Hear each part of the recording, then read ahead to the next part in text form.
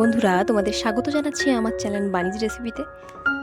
আজ আমি তোমাদের সাথে শেয়ার করব চিপসকে কিভাবে আরও সুন্দর করে মেখে আমরা খেতে পারি, আর বাচ্চাদের কাছেও এটা একটি লোভনীয় পদ। প্রথমেই আমি একটি পাত্রে কয়েক প্যাকেট চিপস নিয়ে নিয়েছি। এবার আমি এর মধ্যে অ্যাড করে নেব কিছু সবজি। প্রথমে এর মধ্যে অ্যাড করে নিচ্ছি কেটে রাখা পেঁয়াজ, একটা গোটা টমেটো কুচি, ছোট ছোট করে কেটে রাখা কপি, কাঁচা লঙ্কা। আপনারা চাইলে এর মধ্যে টমেটো কেচাপও অ্যাড করতে পারেন।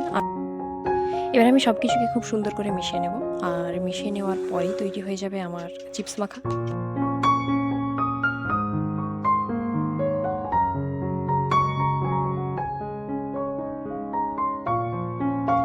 আপনারা বড়রা অবশ্যই ট্রাই করবেন এই রেসিপিটি, আর বাচ্চাদের কাছে সত্যি এক লোভনীয় পদ এই চিপস মাখা।